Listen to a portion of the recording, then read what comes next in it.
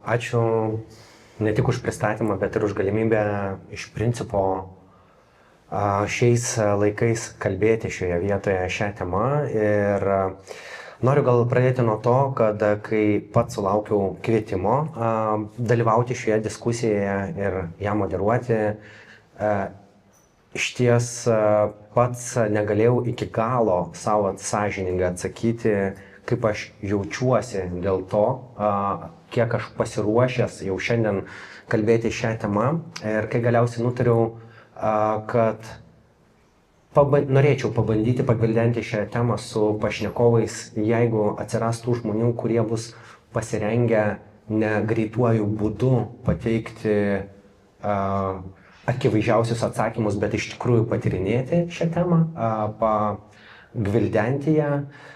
Tuomet pradėjau skambinėti galimiems pašnekovams ir tiesą sakant, mes iš pradžių įsivaizdavom, kad jų bus 4, o ne 3 ir tas 4 asmuo keitėsi N kartų, nes buvo ne vienas žmogus, kuris atsisakė ir nedalyvavo šioje diskusijoje, atsisakė dėl labai įvairių priežasčių, bet aš suprantu, kad galbūt kažkam galėjo būti viena iš priežasčių nedalyvauti šioje diskusijoje, tiesiog tas metas ir ta tema ir tai, kaip galima šiandien įvairiai vertinti netgi bandymą kalbėti apie rusų kultūros vietą Lietuvoje karo akivaizdoje. Todėl aš esu labai dėkingas kiekvienam iš jūsų, kad sutikote būti čia ir manau, kad mes galime pradėti nuo tokio paradoksalaus fakto. Mes turime Vilniaus Senąjį teatrą, kuris dar visai neseniai vadinosi Lietuvos rusų dramos teatras.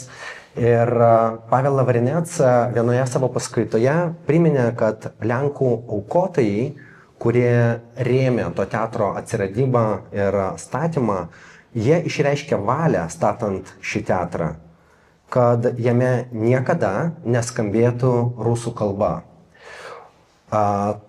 Matome, kad istorija ir pasaulis pasisuko taip, kad kurį laiką ten skambėjo vien tik rusų kalba, o tuo metu Markučių dvaras visiškai priešingai. Tuo metu, kai dvaras buvo perleidžiamas valstybei, tuo metu buvo išreikšta Varvaros Melnikovos valia, kad ši erdvė, šis pastatas, jis būtų skirtas būtent Aleksandro Puškino literatūros vystymui arba jo populiarinimui ir tam, kad mes vėl ir vėl prisimintume galbūt pirmiausiai tą kūrėją, o kartu ir žinoma pačią rusų kultūrą. Tačiau matome, kad šiandien jis net jau nebesivadina Aleksandro Puškino dvaru ar muziejumi. Taigi štai taip kartais viskas kinta, nepaisant tų, kas tai pradėjo, kokią intenciją ir kokią valią turėjo. Taigi šiandien irgi matyt yra laikas, kai mes įsivaizduojam, kad rusų kultūros padėtis ir pozicija turėtų būti vienokia. Rytoj galbūt mes jau turėsime kitokią nuomonę, tačiau aš manau, kad jau net ir šiandien tų nuomonių yra labai įvairių ir jos gyvena vienu metu. Ir dėl to norėčiau ir pradėti būtent nuo to, kad mes pirmiausiai apsibrėžtume, kas yra ta rusų kultūra ir pabandytume tada jau kalbėti apie jos padėtį mūsų šiandienos Lietuvoje. Taigi visų pirmiausia, aš galbūt ir norėčiau užduoti šį klausimą, kaip mes suvokime patį terminą rusų kultūra. Ačiū šitaip, ne? Apibendrinimams reikia tavęs. Aš galvojau čia drąsiau bus. Dėkui Aleksandrai, dėkui diskusijos organizatoriam. Aš kažkaip glaustai pasistengsiu pasakyti daug dalykų, kuriuos noriu pasakyti. Taip, atsakant į tavo klausimą, pradant jį atsakyti, reikia turbūt pasitvirtinti kelis dalykus. Pirma, kad mūsų viešoje erdvėje dėl visiems suprantamų aplinkybių yra labai emociškai žiūrima šitą klausimą, jis yra labai jautrus. Ir tai yra suprantama dėl to, ką daro valstybė, kuri asocijuojama su šitą kultūrą, ir jos piliečiai, kurie yra tos kultūros šiuolaikinė dalis. Bet man atrodo, kad ydinga yra, arba tiksliau net nevaisinga diskusijos prasme, jeigu mes priimsim tam tikras tezes, kurios dabar tvyro ore, ir kurias priėmė, mes galėtume išsiskirsti. Tai pirma tezė būtų, kad visa rusiška kultūra yra tapatintina su Rusijos valstybė. Tokiu atveju nėra ką kalbėti turbūt ir tai, ką daro dabartinė Rusijos valstybė, visiškai diskredituotų visą rusišką kultūrą, bet mes puikiai žinom, kad yra daugybė pavyzdžių oponuojančios kultūros ir galima sakyti, netgi ta tokia vaisingiausia Rusijos kultūros dalis ir yra dažniausiai disidentinė, oponuojanti, besipriešinanti, gyvenanti tokiuose paribiuose. Kita tezė, kuri irgi taip pat lengvai priimama ir kuri turbūt daugam leidžia lengviau gyventi, tai kad rusiška kultūra neturi nieko bendro, kas vyksta dabar su Rusijos valstybė ir kad nemaišykim kultūros su politika. Tai taip pat klaidinga, absoliučiai klaidinga tezė ir akivaizdu, kad rusų kultūroje yra kažkokie dėmenys, kurie iš dalies atvedė ir prie tų politinių, sisteminių sprendimų, kuriuos mes matom dabar, galbūt net labiau ne politinių, tokių filosofinių laikysenų, kurias turi rusų tauta. Tai jeigu mes šitas dvi tezes jau pašalinam iš mūsų diskusijos, susirinkom čia iš tikrųjų pakalbėti ir pasiaiškinti, kur yra tie susikirtimo taškai, tai man atrodo, dabar yra kaip tik tas svarbiausias laikas turbūt kalbėti apie tą rusišką kultūrą, vien dėl to, kad suprastumėm pirmą, kas nutiko su pačia Rusija ir pačia rusų tauta, kad ji puolė į tokias tamsumas moralinės, kuriuose jį dabar yra. Kitas dalykas, kad turbūt nusistatytum savo santykį su rusiška kultūra, kuri darė mum įtaką ir dėl to, kad norim ar nenorim, to buvo okupacinis laikotarpis, bet kita vertus ji visą laiką buvo artima kažkur šalia esanti ir daranti įtaką vienaip ar kitaip ir turbūt visi čia sėdintis salėje yra vienaip ar kitaip perskaitę ar Dostojevskį matę, ar Čechovo spektaklį, ar kažką kitą ir to jau iš savo atminties negali ištrinti. Tai aš turbūt nebūčiau iš tų, kurie lengvai atsako į klausimą, kas yra ta rusų kultūra, bet man akivaizdu, kad jie akivaizdžiai peržengia dabartinės Rusijos valstybės ribas, bet kita vertus jinai darė įtaką ir iš jos yra labai daug pasiimta tam, kas sukurta su dabartinė Rusijos visuomenė. Atskiras klausimas turbūt, kuris irgi galėtų būti mūsų diskusijoje, kas yra ta lietuviškoji prieiga prie rusų kultūros, nes kultūra eina kartu su kalba ir kartu su kilme, kartu su kažkokiu savęs tapatinimu su dalykais. Tai man atrodo, labai svarbu būtų ir taip mums permastyti, suvokti, kodėl dalis visuomenės grįžta prie šitos kilmės, grįžta prie savo tapatybės, kodėl neišvengiama ir kodėl tai turi būti diskusijos dalim. Tai nedrįsiu čia dabar patikinėti tavo drąsaus atsakymą, bet iš visų šitų dalykų išvardintų, man atrodo, kad reikėtų tiesiog turėti galvoj, kad dabar prasminga kalbėti apie rusų kultūrą ir kaip potencialą kažkokiam pokyčiui, kuris dabar galbūt atrodo tolimas, bet jis yra tam tikrų intelektualių žmonių, kalbančių rusiškai galvose, kurie nori gyventi kitokiam pasauliu su kitokia Rusija, kad ir kaip sunku patikėti būtų mums dabar žiūrinti dabartinės Rusijos veiksmus, o kita vertus mes patys turbūt turėtum banalu, bet suprasti savo santykį su ja, nes ji nėra kažkokia mums svetima, nepažįstama ir to turėtum neslėpti. Tęsti tą patį? Aš aišku, turbūt nieko protingesnio negu Paulius nepasakysiu, bet aš galbūt šiek tiek, asmeniškiau pasižiūrėsiu šį klausimą. Aš tik tai galvoju, gal svarbu paminėti, kad kadangi pradžioje Mingailė pristatė mus, aš tiesiog esu ir Vilniaus Senojo teatro atstovas, tai galbūt aš labiau prisijungsiu paskui prie diskusijų konkretesnių apie galbūt Dėdę Vanią arba Markučių dvaro situaciją. Apie rusų kultūrą galvodamas, aš galvoju turbūt apie visą rusų kultūrą, įskaitant ir Rusijos kultūrą, įskaitant Lietuvos rusų kultūrą ir turbūt įskaitant, aš nežinau, ekspatriantų kultūrą turbūt visam pasaulyje, kažkuria plačiaja prasme. Tai šitas klausimas šiuo aspektu yra žiauriai platus ir nežinau iš tikrųjų, ką duotų tas kažkoks susikonkretinimas ir atsakymas iš tikrųjų. Turbūt taip, nežinau, aš nepapildysiu. Andriau, kol turi mikrofoną, aš ir norėčiau sukonkretinti tada klausimą.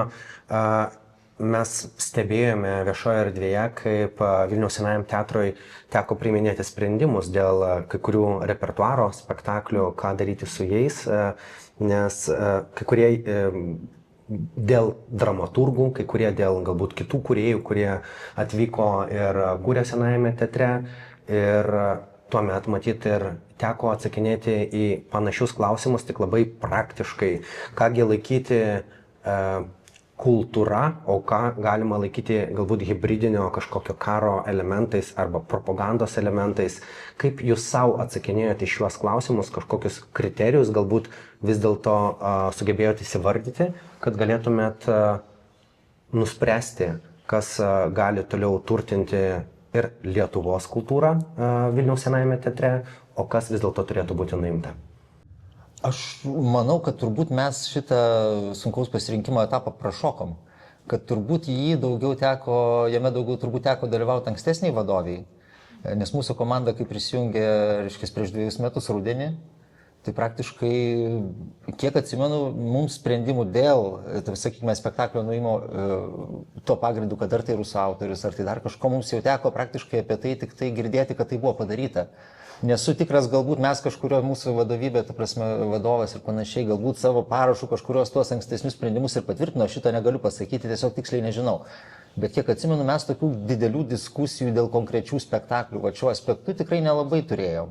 Galbūt turėjom daugiau diskusijų kalbėdami apie estetiką, kuri galbūt kai kuriais atvejais mums atrodė ar pasenusi, ar galbūt atėjusi, sakykime, vėl iš tos kultūrinės terpės. Tai va čia galbūt buvo daugiau diskusijų, bet iš tiesų va tų tokių diskusijų net nelabai turbūt galėjo būti, nes spaudimas iš žiniasklaidos, iš politikų, iš visuomenės yra toks stiprus, kad iš tikrųjų nelabai yra ką diskutuoti, kokį sprendimą mums čia priimti, ta prasme, grinai mąstant racionaliai ir mąstant to kultūrinio objekto kažkam kontekste, turbūt labiau buvo mąstoma apie teatro įvaizdį iš tiesų ir kaip šitoje vietoje išplaukti, neprisidarant savo papildomų rūpešių, papildomo darbo, į kurį šiaip tai iš tiesų mums dirbant teatre nelabai norisi veltis, mums iš tiesų norisi koncentruoti į kūrybą, į meninę kūrybą ir panašiai.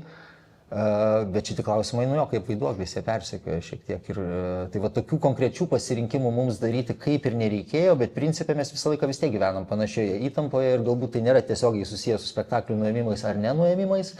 Galbūt mūsų atveju tai labiau susijęs su naujais repertuariniais planais. Tai va šituo aspektu iš tikrųjų buvo daug permąstyta ir manyčiau, čia yra ir iš mūsų teatro keletas žmonių, kurie turbūt galėtų patvirtinti, kad ta kryptis iš tiesų pasikeitė.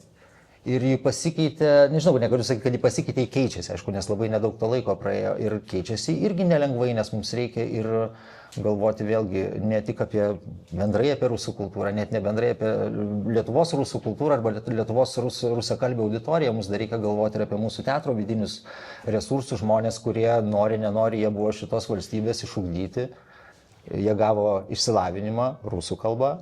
Jie atėjo dirbti į teatrą rusų kalbą, tai yra jų pirminis darbinis instrumentas, mes negalime jo paimti ir taip tiesiog iš karto atimti ir dargi tuo pačiu tikėtis kažkokio meninio, kūrybinio rezultato, kas ir tarsi būtų mūsų įstaigos pirminis siekis.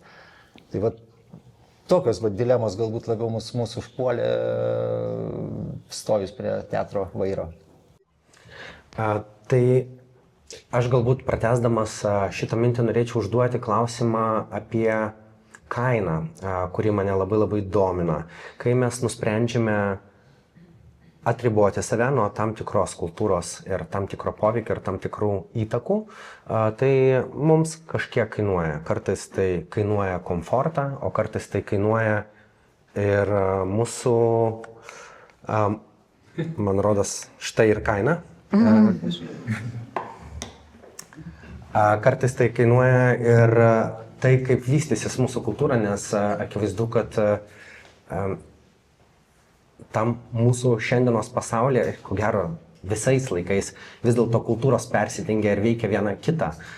Tai mano klausimas būtų toks, ar jūs jaučiat, ar svarstėt ir analizavo tai, kaip atsitraukimas nuo rusų kultūros paveikia mūsų vietos kultūrą. Ir visų pirmiausia, noriu šį klausimą užduoti Andriui, bet taip pat noriu paklausti tų paties ir Ramunės, nes nors ir anksčiau iki karo Lietuvos muzikos ir teatro akademija turėjo minimalų kontaktą su rusų akademiniu lauku, bet vis dėlto kartais būdavo ir tam tikros dirbtuvės, kurios atvažiuodavo pravesti dėstytojai iš Rusijos. Tai Kai karas prasidėjo, mano bent jau žiniomis, kontaktas nutrūko su jais, taigi ta kaina, kaip tai keičia mūsų kultūros lauką. Aš gal pasistengsiu per daug neišsiplėsti, nes iš tiesų vėlgi iš teatro praktiko pozicijų tikrai labai plačiai galima apie šitą klausimą kalbėti. Kokia kaina?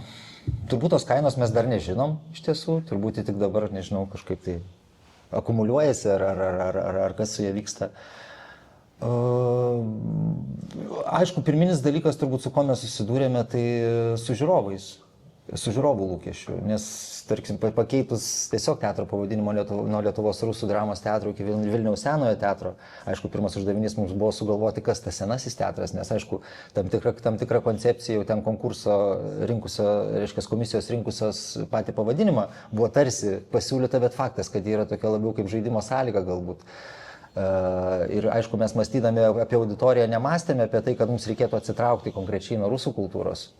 Mes labiau mąstėme apie tai, apie Vilniaus miesto veidą tiesiog istorinės plėtros kontekste ir vėlgi nuo ko ir Mingailė pradėjo, kad Vilnius yra daug plačiau negu tik lietuvių, negu tik rusų ir panašiai. Ir kadangi vėlgi šito teatro istorija suponuoja dargi kitus dėmenis, tai mes labai tiesiog nieko čia daug, nieko protingo labai nesugalvodami, iš principo nusprendėme pabandyti, kaip čia pasakius, integruoti tam tikrą lenkišką lygmenį ir pabandyti patraukti šitą segmentą šiek tiek. O aišku, mąstydami apie rusakalbę kultūrą, tai vėlgi čia ne mūsų nuopelnas, tai man regis dar Jonas Vaitkus, buvęs teatro vadovas, dar Lietuvos rusų dramos teatro vadovas, prieš turbūt 15 metų pradėjo dirbti su visų spektaklių vertimais į lietuvių kalbą. Aišku, tai yra titrai, tai galbūt nėra patogiausias būdas stebėti, žiūrėti spektaklį, bet mano galva čia yra neblogas tiltas. Tai va, kaip tą kainą sumažinti? Mes tiesiog nenorime prarasti žiūrovų iš tikrųjų, nes prarasdami žiūrovą, tai ne tik žiūrovai, kaip, nežinau, ateinantys žmonės sumokantis pinigus už bilietus. Šiuo atveju čia yra kur kas sudėtingesnė, man atrodo, misija, būtent mūsų teatro galbūt kontekste. Aš neišskiriu, ta prasme, kiti teatrai irgi atlieka labai svarbų vaidmenį net ir šitoj temoje, bet mūsų vis tiek tas darbas turbūt jisai reikalauja šiek tiek daugiau subtilumo. Tiesiog, kad mes turim labai artimą santykį iš tikrųjų tiek su auditorija, tiek su mūsų teatro darbuotojais, tiek su mūsų teatro istorija, kurios vėlgi mes negalim paimti ir iškirti, lyg jos nėra buvę. Arba ją sumenkinti vien dėl to, kad ji, tarkim, ta istorija tuo metu vystėsi sovietmečiu, kurį mes savaime tarsi norim sumenkinti. Kaip ir viską, ką mes atsinešame, ar daug ką mes atsinešame iš praeities, tarkim, vėlgi kalbėdami apie tos pačius besikeičiančią estetiką, sakykime, teatro, arba naujus ten tos lūkesčius susijusius su naujais ateinančiais kūrėjais kurti. Mes labai dažnai girdime tai, kad mums to seno rusiško teatro nereikia. Ir labai taip giliai galvojant, taip galbūt galima atsekti ten tas rusiškas, sakykime, šaknis, jeigu keliaujant ten per, aš nežinau, aktorystės menas, Stanislavskį ir panašiai. Bet iš tiesų keliaujant dar giliau turbūt galime tai atsekti vėlgi iki tos pačios Vokietijos. Tai man atrodo labai subtilus dalykas, tai yra kas tai yra rusų kultūra ir vėl čia. Tai gal perduosiu Ramunei. Na jau šitos kiek čia 20-15 minučių parodė, koks iš tikrųjų kompleksiškas yra klausimas ir, man atrodo, labai gilias dvi įžvalgas pateikė Paulius pačioj pradžioj, sakydamas, kad reikia iš tikrųjų tokio iš esmės gilaus žvilgsnio į rusų kultūrą, nes tai, kas yra paviršiuje, jis labai dažnai nuveda ne ten. O jeigu mes negalime, neturime įrankių giliai analizuoti ir suprasti iš esmės, iš kur kyla tam tikri dalykai ir kokias tai turi pasekmes, tai aš vis dėlto palaikyčiau, kad šitoje situacijoje aš visiškai suprantu ir lygiai taip pat empatiškai žiūriu ir į senojo teatro kolektyvą, į visą bendruomenę ir lygiai taip pat jautriai į Lietuvoje gyvenančių rusų bendruomenę. Bet dabar situacija yra tokia, kad aš vis dėlto palaikau tą suspendavimą rusų kultūros. Taip, galbūt mes mokėsime kainą, kaip ir Andrius sako, niekas nežino, bet tai irgi galėtų būti tam tikras solidarumo gestas tos bendruomenės, kuri gyvena ir kuria Lietuvoje. Ką aš noriu pasakyti, aš tikrai nesakau, kad ir labai nenoriu, kad tai nuskambėtų iš kažkokios galios pozicijos. Jokių būdų, tai yra žmonės gyvenantis lygiai taip pat kaip mes šitoje šalyje. Bet man būtų kitas klausimas dar apie tą, reflektuojant tą klausimą, kas yra rusų kultūra, tai čia toks didelis irgi iš dalies filosofinis, bet ne tik klausimas, kiek kultūra apibrėžia žmogaus tapatybę. Didelė dalimi tiesa, bet, pavyzdžiui, Aleksandrai, kokios kultūros atstovas tu jautiesi, kokiai kultūrai tu atstovauji? Na. Tai, ne, gerai, gali ne dabar atsakyti, bet ką, kur link aš vedu? Mano kultūrinės šaknys, tai yra duotybė. Mes galim, tai yra, kaip ir sakai, ir mūsų ta visa istorija, teatro istorija, jinai yra tokia, kokia yra, tai yra, mes galim apsimest, kad to nebuvo, bet mes galim ir valios pastangomis, tam tikrais sąmoningais veiksmais, sąmoningais pasirinkimais formuoti, padarydami sprendimus, mokydamasi kažkokių naujų dalykų, suprasdami dalykus, priimdami kitą. Tai va čia yra tas sąmoningumas ir kritinio mąstymo momentas yra labai svarbu. Ir man turbūt kalbėsim apie tą repertuarą ir taip toliau, bet iš karto gal noriu pasakyti, kas man atrodo svarbu suprasti, užduoti šitos klausimus, ne aplinkui, kad kas bus, jeigu mes dabar nebestatysim Čechovo, mes čia labai nukentėsim. Nežinau. Šituo momentu aš susilaikyčiau, bet atsigręžčiau į kitą dalyką, atsigręžčiau į tuos realius žmonės, kurie gyvena čia. Kaip jie tai suvokia?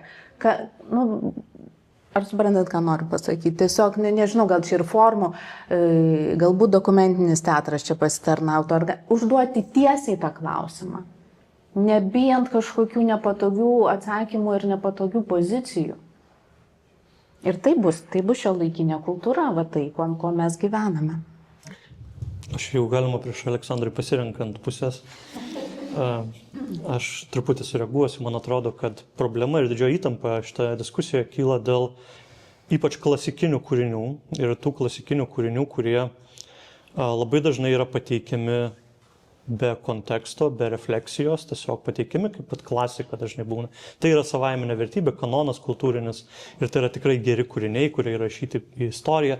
Man atrodo, aš šitoje vietoje būčiau prieš tą suspendavimo momentą, man atrodo, kaip tik reikalingas labiau posūkis mūsų požiūrį į kultūrą, ta prasme, kad mes nebeturim teisės viena vertus tų klasikinių kūrinių pateikinėti be refleksijos, be kažkokios diskusijos, be perskaitimo jų naujai. Tarkim, aš, pasiėmęs Dostojevskio užrašus iš Europos, ten jo dienoraščiai tokie yra, tu jauti tą tokią rusišką mesianizmą, ekscepcionalizmą, išskirtinumo dvasią, jauti, iš kur kyla tas sentimentas, kuris dabar, tarkim, Dugino filosofiniuose tose klejonėse atsispindi apie Rusijos išskirtinumą, jeigu nėra Rusijos, tai ir pasaulio nebereikia ir panašiai.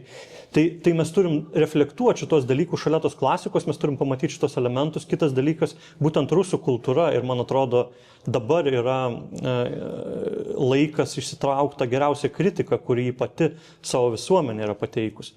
Tarkim, man atrodo, kad dabar mokyklinė literatūrai prie rekomenduojamų knygų tikrai turi būti ne tik, mūsų kūriniai, bet ir koks Solženicinas arba iš naujų Sorokinas, Opričniko diena, man atrodo, geriausiai aprašanti.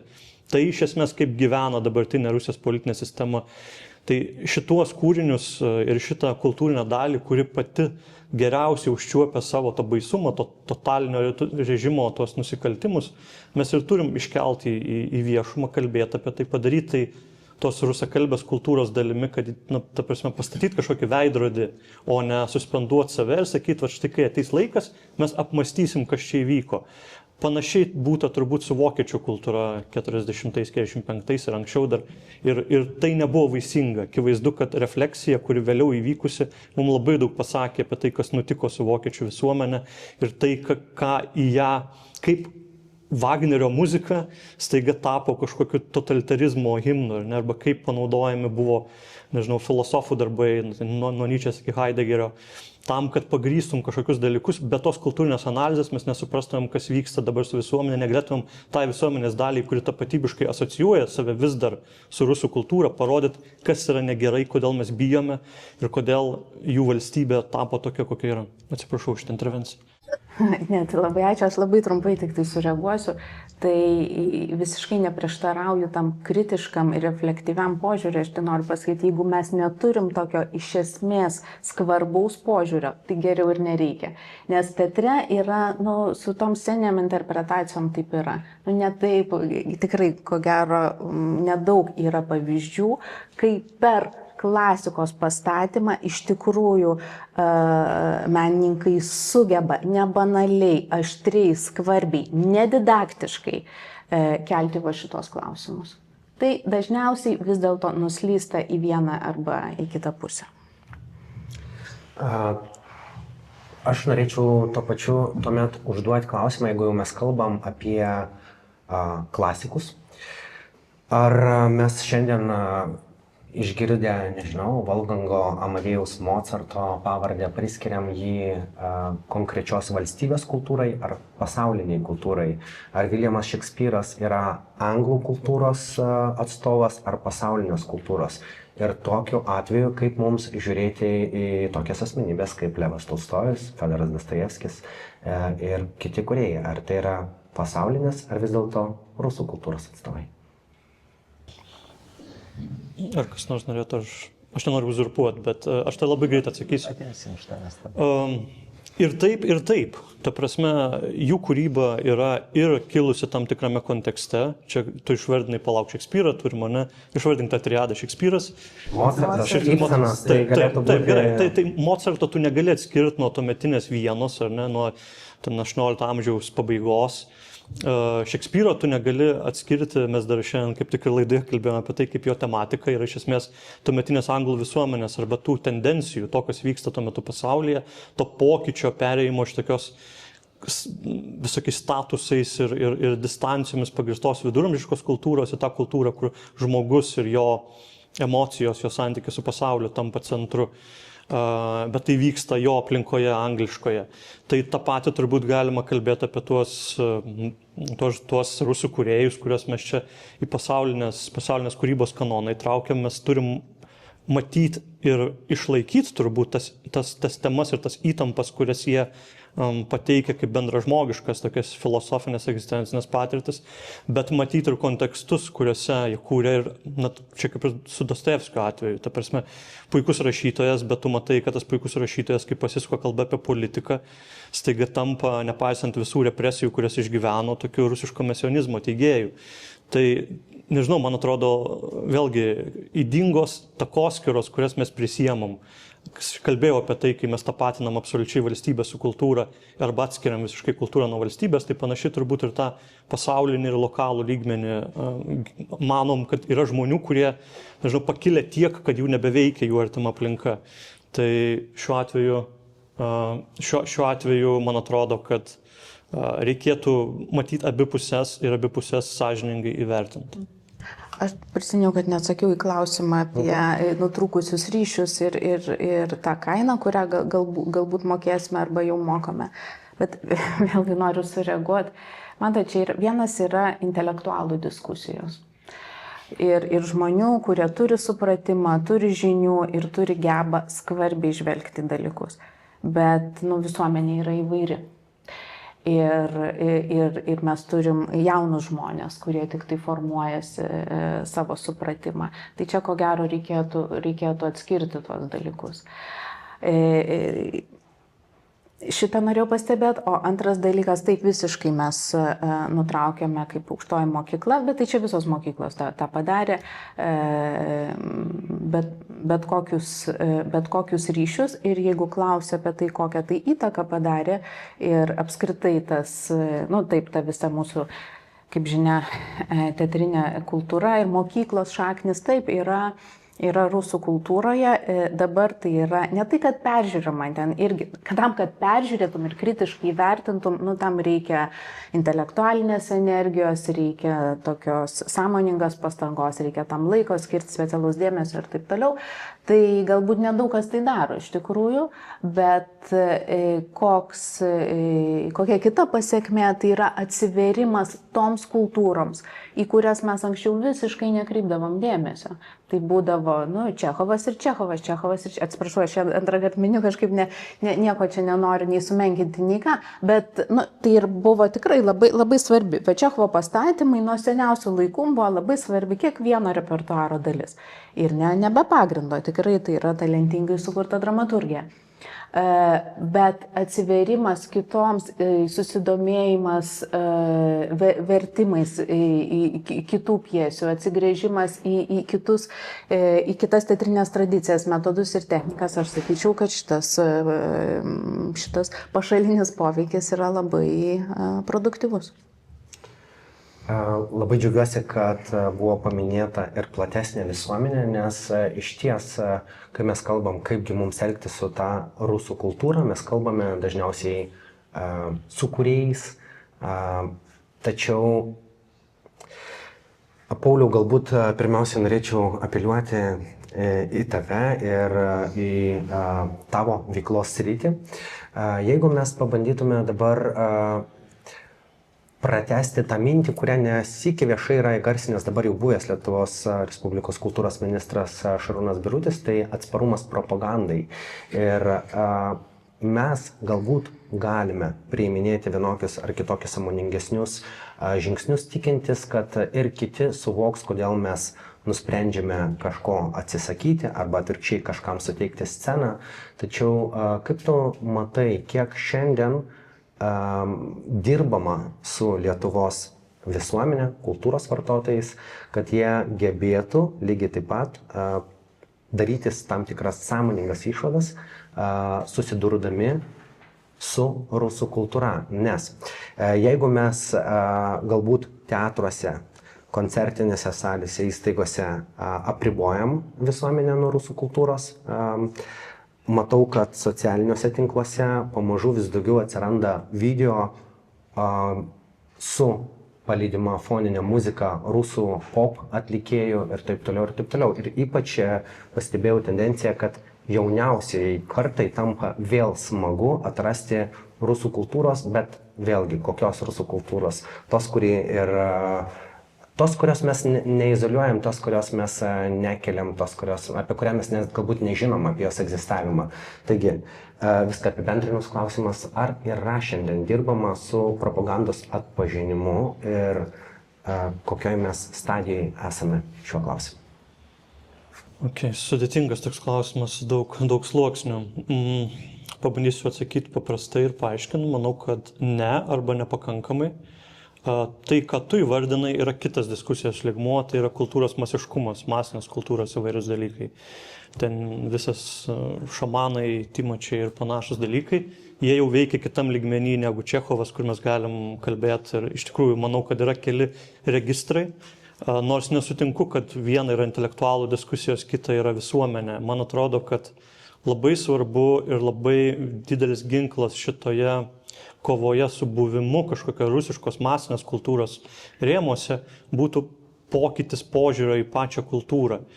Reikia pripažinti, kad mes patys, kalbėdami apie savo lietuvišką kultūrą, turim tokį labai abstraktų požiūrį į ją, labai tokį pozityvų, absoliučiai beveik nekritinį.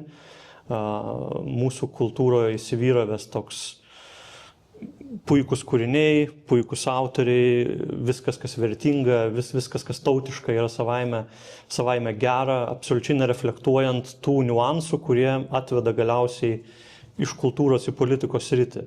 Kultūrai mums trūksta kritinio požiūrio, kritikos apskritai ir man atrodo, kad čia ne tik intelektualų užsiėmimas, bet ir patys žmonės turėtų būti ugdomi kritiškai žiūrėti kultūrą, kritiškai žiūrėti masinę kultūrą, ypač ir žiūrėti jos kažkokias prielaidas, kodėl negimsta. Tai ta prasme, kurią tu kalbi, man atrodo, čia yra truputį gilesnis lygmuo negu tiesiog propaganda, nes viena vertus propagandos atžvilgių tai yra tie instrumentai ir ten aš tikiu, kad ir VSD turi savo strategijas ir mes turim tokias politinės tam tikrus ribas, ar ne, kaip mes ką atsakom, kai įskrenda dronai ar kažkas tai, arba Rusija paleidžia kažkokią melagieną.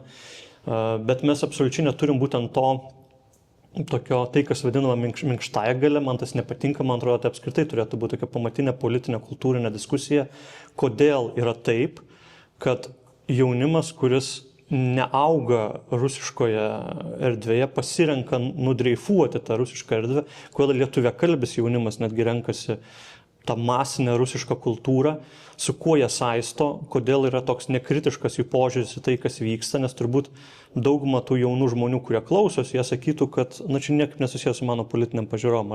Nepaisant to, kad ten šamanas dainuoja, kad aš rusas ir dėl to aš pats geriausias pasaulyje, jie sakytų, čia žinai, tik tai daina ar panašiai manęs neveikia. Man atrodo, kad tam lygmenį čia nėra tik intelektualų diskusija, čia turėtų būti visos visuomenės diskusija, kokią įtaką daro masinė kultūra, kodėl mes pasirinkame vienas ir kitas masinės kultūros formas ir kodėl mūsų jaunoji karta natūraliai nudreifuoja į tą pusę, ką jį ten randa, arba iš ko tai kyla, iš kokio galbūt atskirimo santykio, galbūt ta rusiška kultūra, kuri dabar propagandinė labai daug yra statoma ant pasipriešinimo vakarams, kažkokių tradicinių vertybių, tokio kieto tradicionalizmo naratyvo, galbūt jie atranda čia vartotoje ne todėl, kad yra rusiška, bet todėl, kad užpildo kažką, ko mes patys negalim duoti arba ko mes patys kritiškai nevertinam. Tai man atrodo, šita prasme pas mus trūksta būtent intelektualinio darbo apmąstant kultūrą ir kaip jį veikia net ir tuos, kurie nėra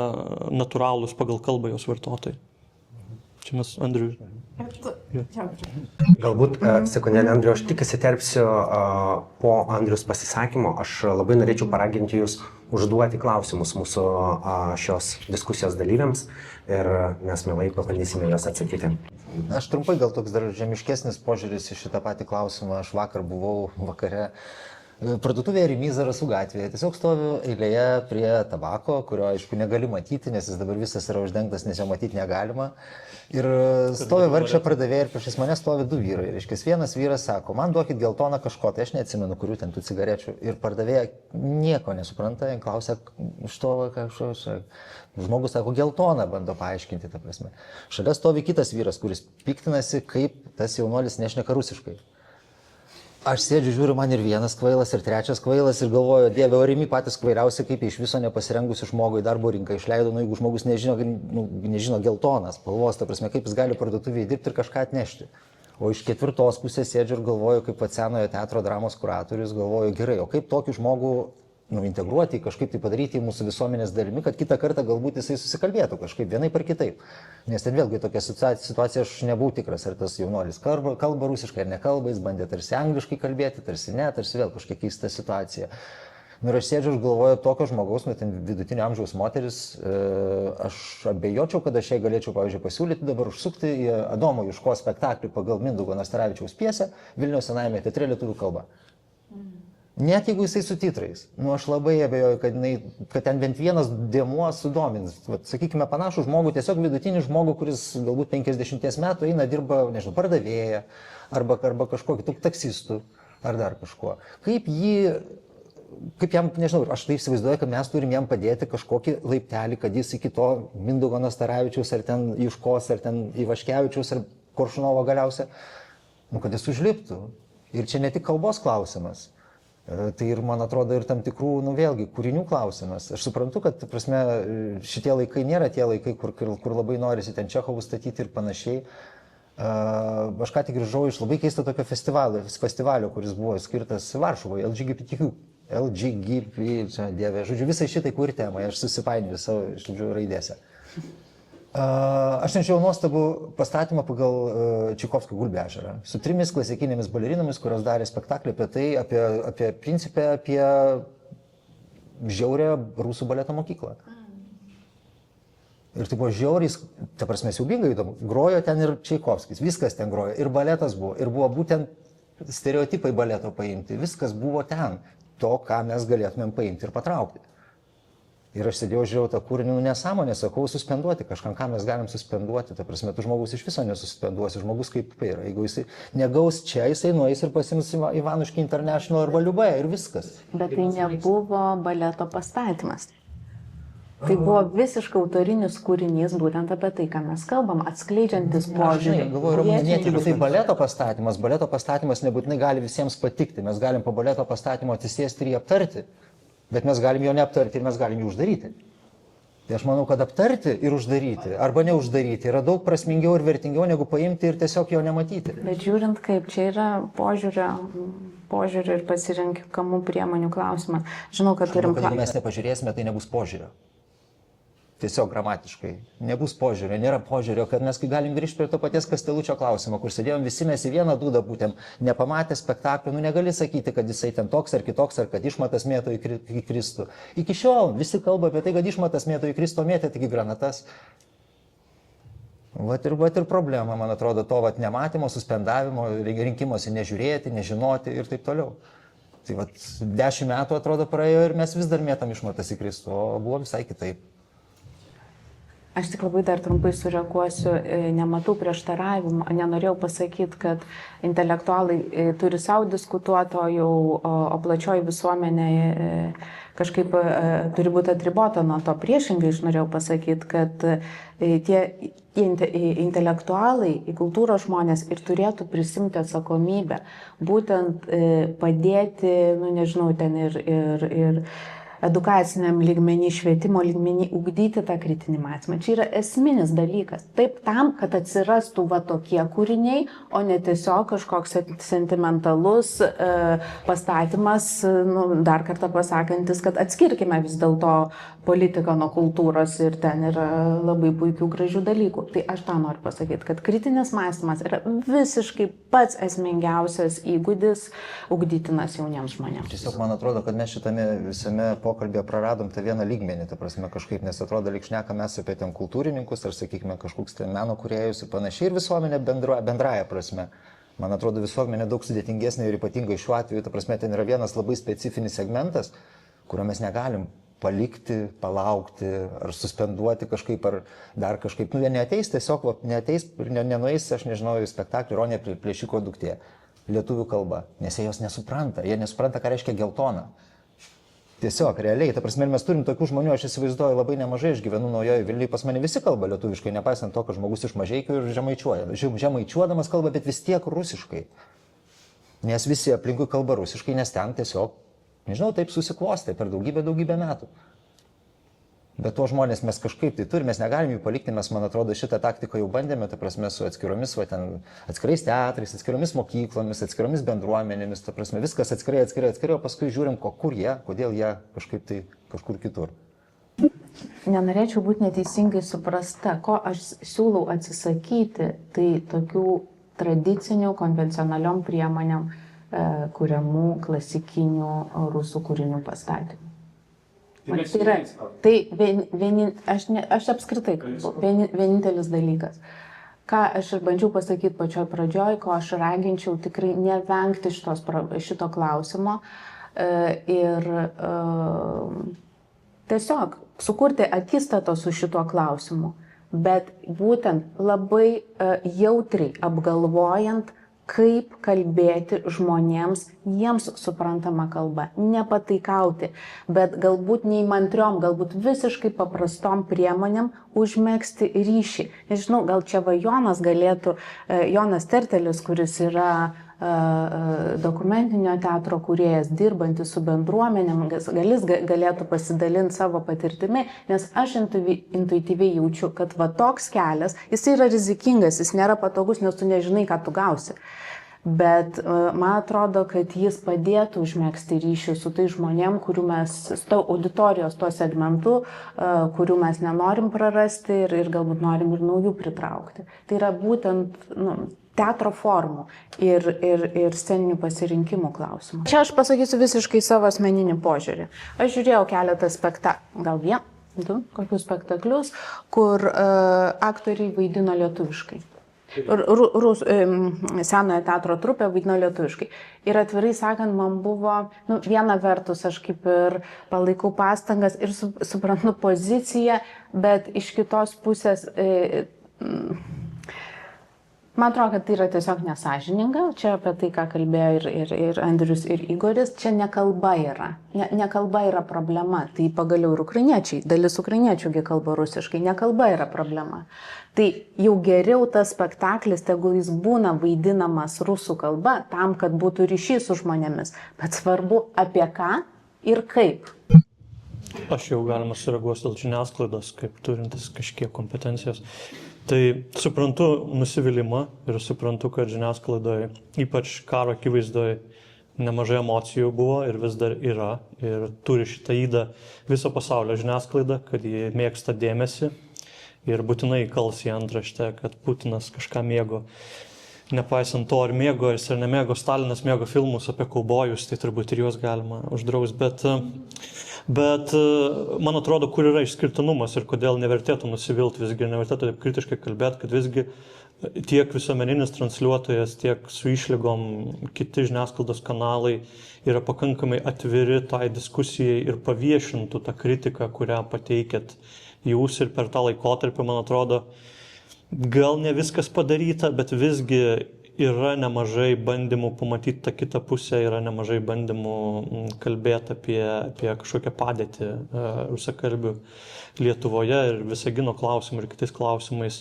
Ne viskas daroma gerai, bet ką noriu pasakyti, kad visgi yra tas atvirumas, palyginus su kitom turbūt valstybėm, kurios galim pateikti kaip alternatyvą. Lietuvoje tu gali pateikti savo kritinį požiūrį, Lietuvoje tu gali pasakyti, žiūrėkit, Putinas mėgo pjesę kažkokią, jis galbūt absoliučiai apsivemtų matydamas mūsų pastatymą. Tai va, šitai reikėtų visgi vertinti ir iki galo nenurašyti mūsų emocijom pasiduodančią žiniasklaidos.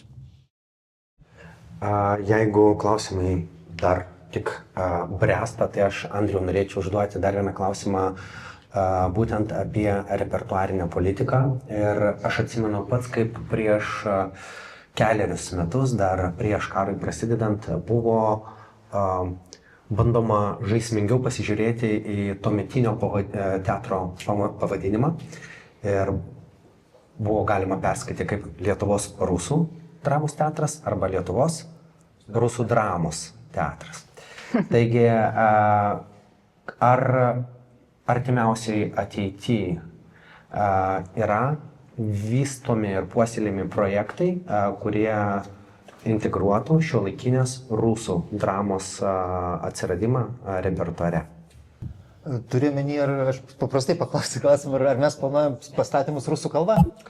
Ne rusų kalba, o rusų dramaturgų. Rusų dramaturgų. Dabar artimiausių metų, aš bijau čia kažką pameluoti, bet man regis artimiausiuose planuose turim ukrainiečių autorių, nenoriu dar išduoti, nes su prodiuseriais kalbėjau, dar tokia, kaip ir supratau, renkasi medžiagą, bet planas yra ukrainietišką medžiagą dabar statyti čia kitų metų pabaigoje. Dabar mes šiuo metu interpretuojam Alessandro Bariko romaną Jūra vandenynas, tai Jokūbas Brazys, čia vėlgi Adomas Juškas stato Mindaugo Nastaravičiaus pjesę, tai principė mes dabar tokių planų neturim, bet iš kitos pusės mes turim repertuare tą patį Dėdę Vanią, kuris eina Markučių dvare. Labiau gal šiltuoju oru, aš manau, kad jau gal rudenį šį ir nebebus, jeigu neklystu, nebebus, tai va.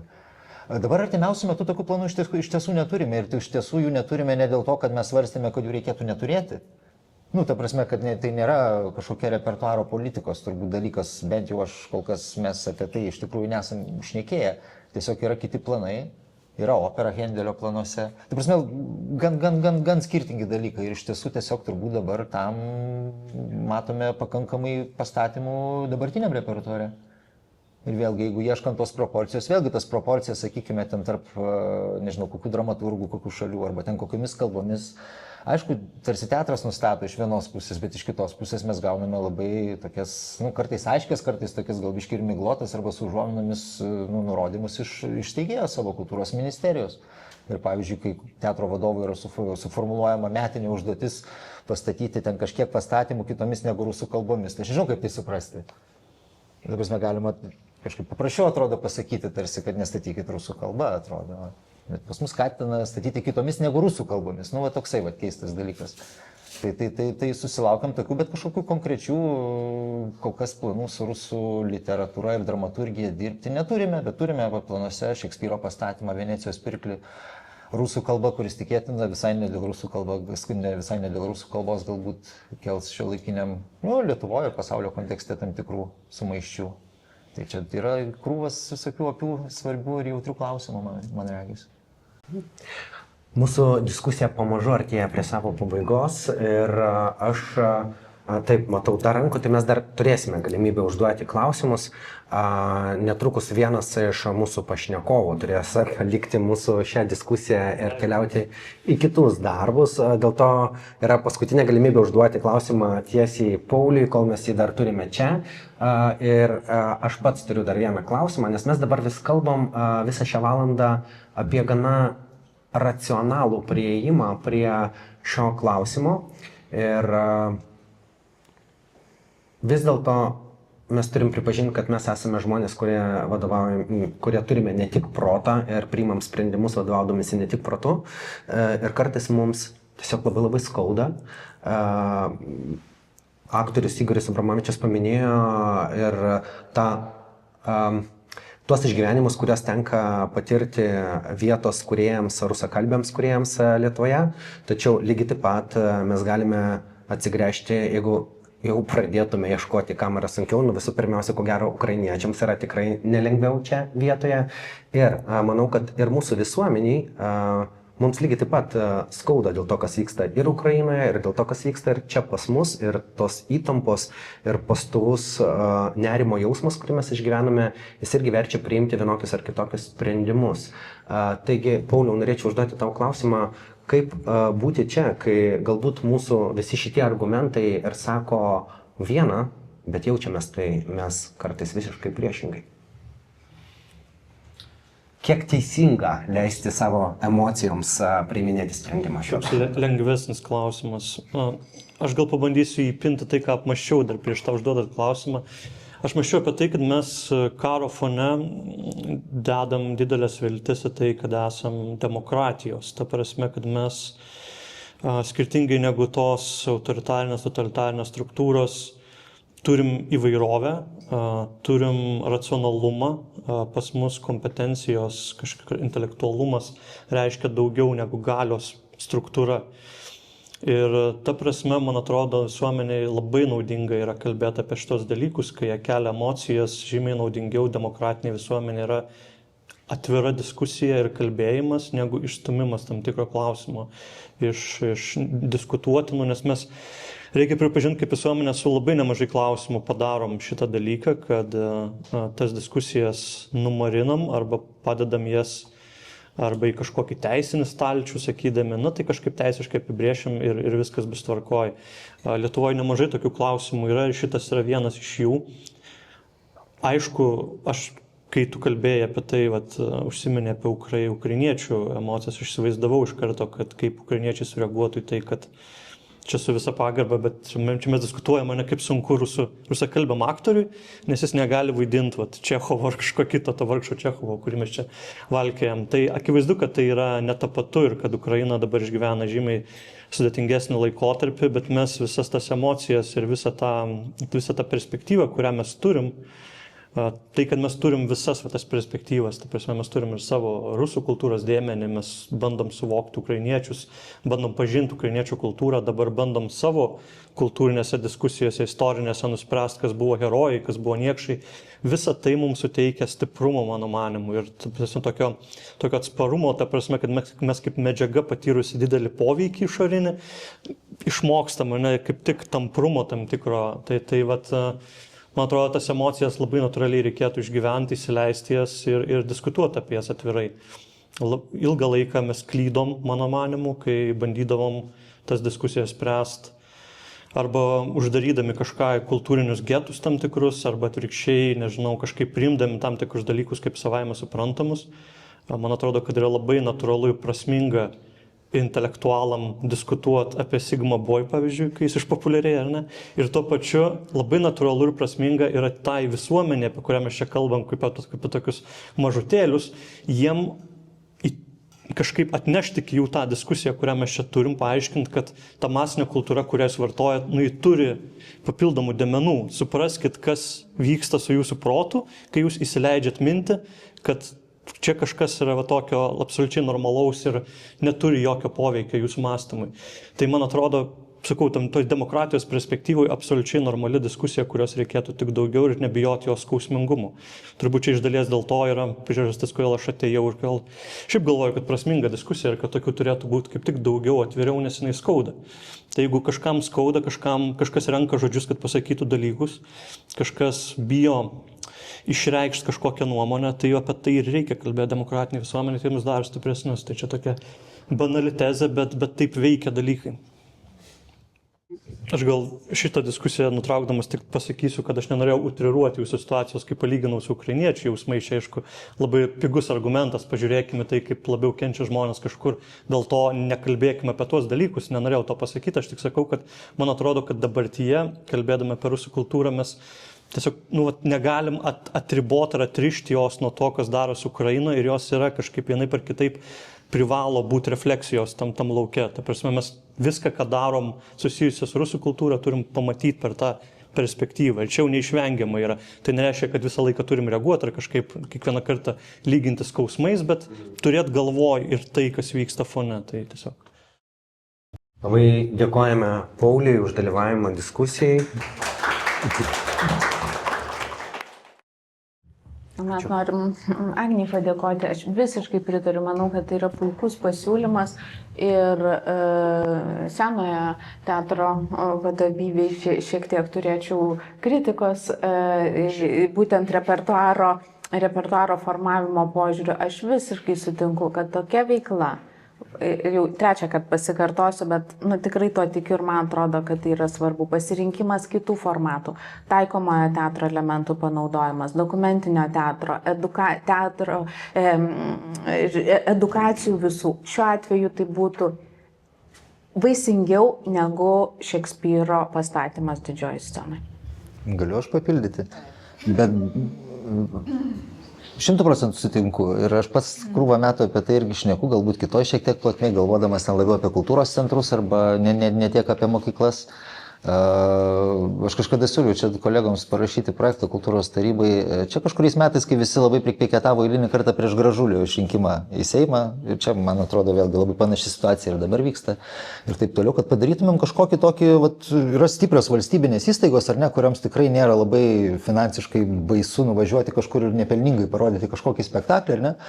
Kad organizuotumėm kažkokį tokį rimtą festivalį, ar ne, menų, kūrybos ir panašiai Gargžduose, pavyzdžiui. Iš kur, ten tas žmogus arba į Biržuose, tarkim, iš kur ten yra kitas veikėjas neblogas, kurį 20 metų išėlės išrenka į parlamentą ir prieš kurį mes vėl protestuojam, ta prasme, bet į tuos Biržus nevažiuojam, ta prasme, nes per brangu būna. Tai čia yra ilga istorija, kuri, man atrodo, niekada nesibaigs, nes viskas atsiremia į finansus. Ir taip mes ir kas 4 metus pasitiksim, pakalbėsim, kad iš tikrųjų tą reikėtų daryti ir iš tikrųjų žmonės, vienas kitas žmogus, kuris dažniausiai savęs nelabai gaili, tikrai eis ten ir ars, bet rezultato, aš manau, mes nematysim, kol iš tikrųjų stiprios institucijos, kurių tikslas ir būtų tuo užsiimti, tai yra, mūsų kontekste tai yra valstybiniai teatrai ir tikrai ne tik Senasis teatras, Nacionalinis dramos teatras apskritai neturi ką išvežti niekur. Pas jo spektakliai yra tokie grandioziniai, kad jie gali tik tai į Taivano festivalį nuvažiuoti.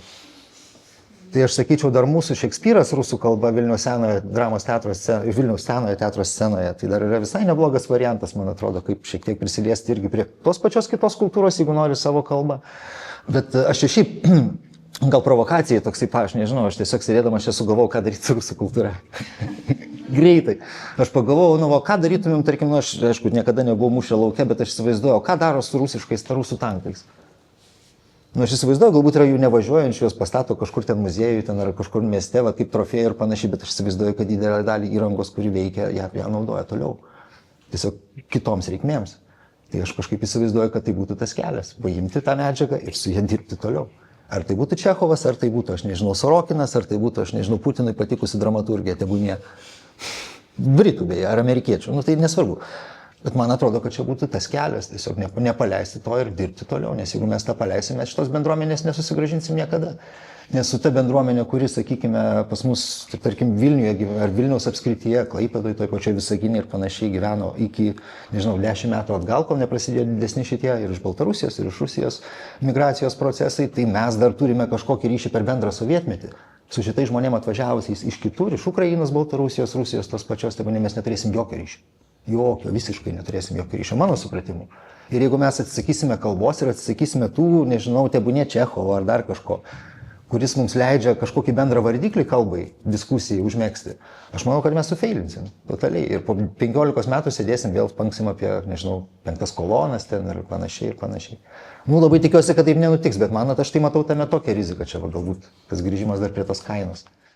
Jo, bet čia mes iš karto kalbame ne tik apie kultūrą, bet ir kultūros vartotojus. Ir prisimenant Vilniuje ar šalia Vilnius gyvenantį žmogų ir nežinantį žodžio geltona, tada man kyla klausimas, o ką mes kaip kultūros atstovai darome, kad integruotume juos į mūsų kultūrą. Aš pats esu susidūręs su dabar jau aktyviai veikiančiais rusų kilmės menininkais čia Lietuvoje. Ir kai mes su jais studijavome Lietuvos muzikos teatro akademiją, aš girdėjau pasakymų, kad žmonės, kurie užaugo Lietuvoje, domėjosi kultūra, 18 metų iki akademijos jie augo Lietuvoje, jie išreiškė mintį, kad jie iki tol, iki atėjimo į akademiją, net nelabai žinojo apie lietuvių autorius, apie lietuvių tapytojus, apie lietuvių dramaturgus, nes visada atrodo, kad tie didieji yra ten, didžiojoje Rusijoje. Ir klausimas tada, jeigu mes turime Lietuvos rusų dramos teatrą, arba turėjome Lietuvos rusų dramos teatrą, ar mes juos supažindinome su Lietuvos kultūra? Aš netgi papildyčiau, ar mes juos supažindinome, ar mes apskritai pažįstam Lietuvos rusų kultūrą. O čia, man atrodo, fainas ir įdomus momentas, kuris, man atrodo, mums galėtų padėti išspręsti daug visokių klausimų.